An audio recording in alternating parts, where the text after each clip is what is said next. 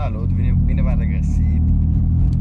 Sunt aici cu Cristi. Acum am fost să luăm un colet, un mic cadou pentru mașină, cum vedeți aici în spate.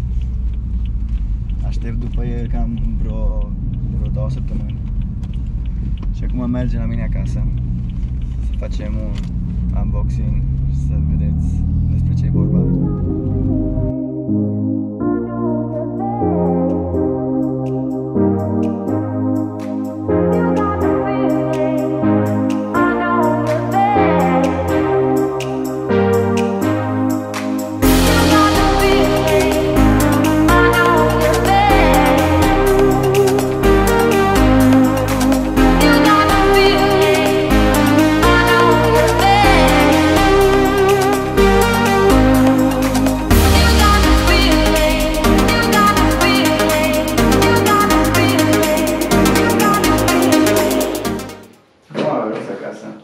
Și după cum vedeți, e foarte mare, aproape nu pot să-l bag în mașină, pachetul.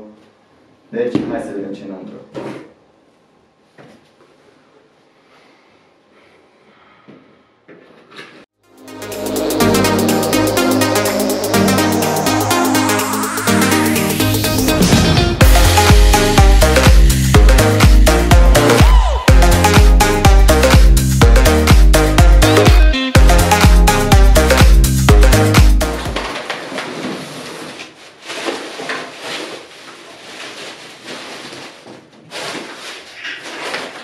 Avem prima parte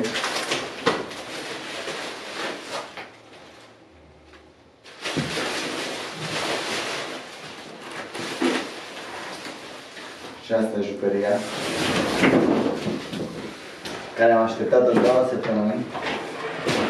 Clip original la BMW, chiar e super calitatea făcută.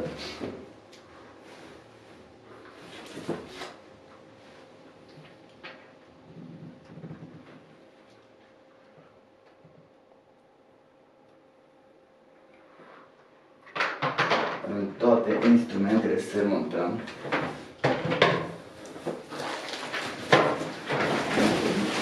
Și pot să zic, nu mă așteptam să fie așa de mare. Lipul are o calitate care chiar nu mă așteptam să fie așa. Am tăritură, tot ce am să montăm. De-abia aștept să îl punem pe mașină. Bun, deci avem aici o penduță cu piesă care nu are mai alte instrucțiuni, deci nu știu cum o să montăm lipul. O să vedem noi. Avem suportul la lip. Și lipul care e un mat superb, nu mă așteptam, sincer. Și asta a fost tot. Mulțumim pentru vizionare. Revenim cu un feedback la montare. Dacă v-a plăcut video, nu uitați, vă rog să dați un like, un share și un subscribe. Bye bye!